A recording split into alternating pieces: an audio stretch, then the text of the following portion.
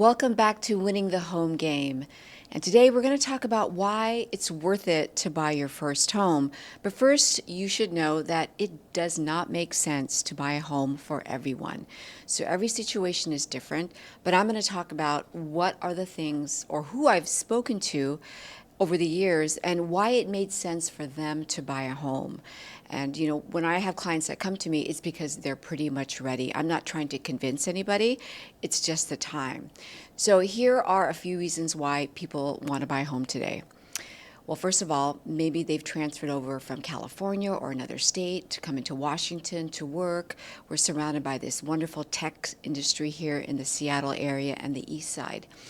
And those people generally know they're going to be here for a while, or they love it here and they're going to make it work. So they're deciding that they're going to be here for 5 years, and they've already lived here maybe for a year, and they're ready to put a little bit of roots down. They don't like to be in a small condo. They've already figured out, what neighborhoods in the area work for them, and they're ready to jump in. So those are the people that I see coming to me. And when I ask them questions like, why do you want to buy a home right now? And it's generally, I want to feel stable. I want to know that I own something. I don't want to have to move. I want to change things where I live.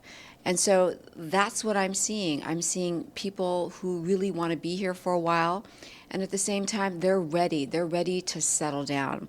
I'm also talking to people that have, they're young families. Maybe they've lived here in Washington or Seattle area for a very long time, and now they're ready to put some roots down. Their families own homes, their siblings own homes, and now they feel it's time for them. And so they're ready to buy their first home, whether that's in Seattle, the greater Seattle area, and they're ready. They just feel ready. There's really no question. And so when you're thinking about buying a home, that's kind of like the feeling you really need to have, because I see clients that maybe want to hack it, or how do I do this? How do I flip homes? But generally, people who want to buy homes today, the people that I see, 80%, are they just want to settle down, and they want to feel good about where they live, and they love being in the location that they're going to choose to live in. First-time home buyers today is that they think they need to have 20% down, and part of that is because they don't want to pay PMI. But today, it's actually pretty different than it was even 5-10 years ago. If you put as little as 3% down, you can actually buy a home. And on top of that, the monthly PMI that you think you're going to be paying is actually quite less than what a lot of people think it is. When you go on Redfin or Zillow on those calculators, oftentimes when I present numbers to a client, they're shocked, like, wow, this PMI is so much lower than what I see online. I don't know where Redfin or Zillow comes up with that, but they're probably using a very low FICO score when, in reality, a lot of people have great credit scores. So if you have great credit scores, you're going to have a lower PMI payment. And I'm talking about anywhere from $50 to $300 max. And generally in between that is really what I see. And oftentimes, here's what happens if you wait to save for 20% down. It can take years to do that. In the meantime, every year that goes by, guess what? Values are increasing. So you could have bought a home for maybe $700,000, and a year to 2 years later, that $700,000 home could be $750,000, it could be $75,000. So it's better to jump in now, and when you have extra money, you can bring down your balance if you want to remove the PMI from not putting 20% down. Steps you need to take when you're buying a home is speaking to a trusted lender.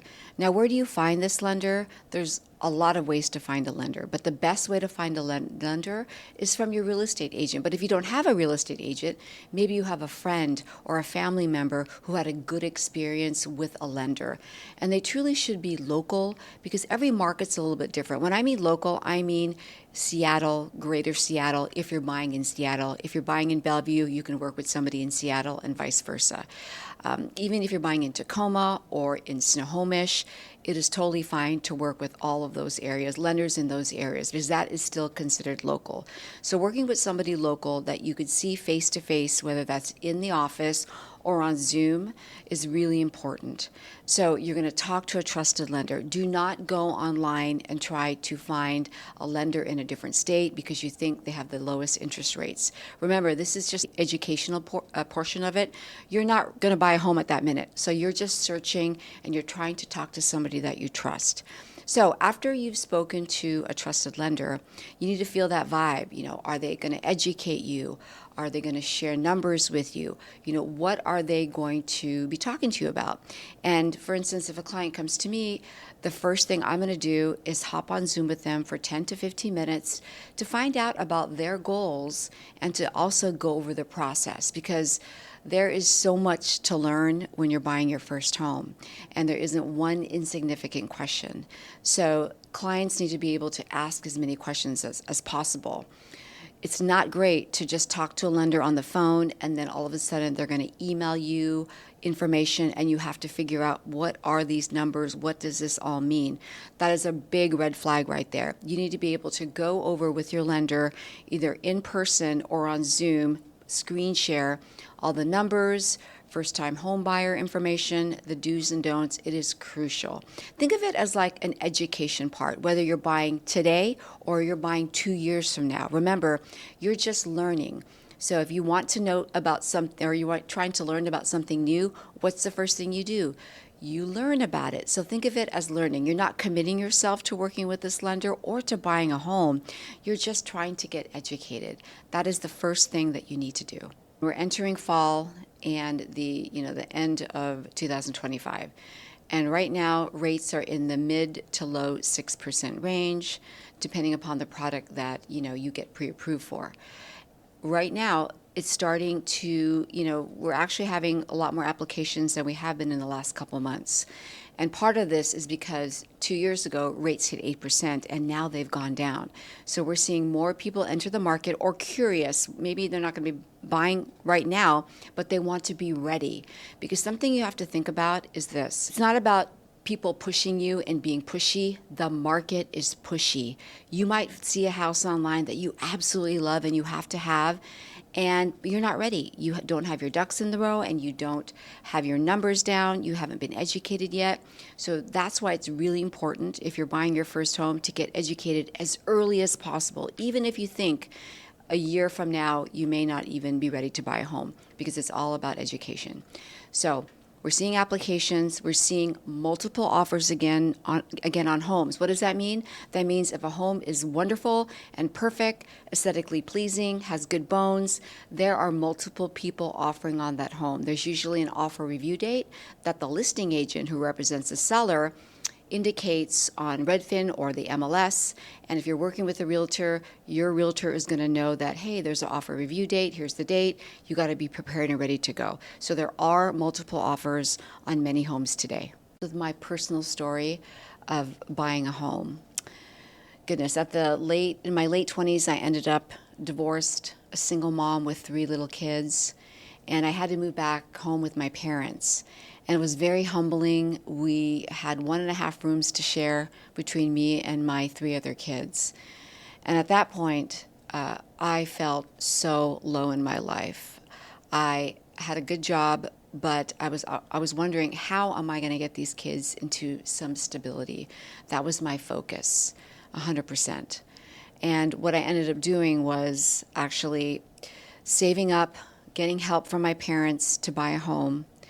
And 2 years later, I was able to buy a home, a single family residence in a really nice neighborhood where I spent the next 15 years with my kids growing up, and just excited for them. They played sports. We were stable. It was really, really a wonderful feeling.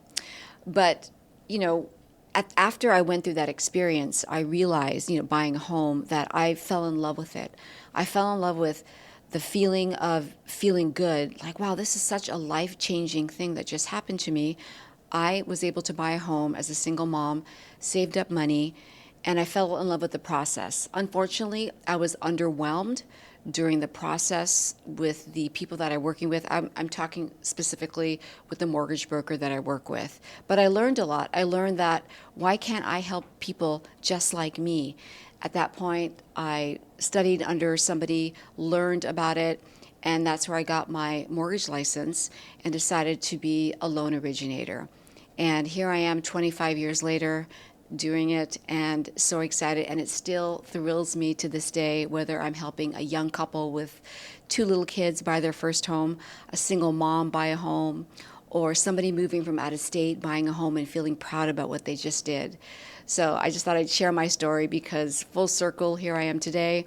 I felt that instability, and now it's my honor and my privilege to help people gain that stability and gain wealth at the same time.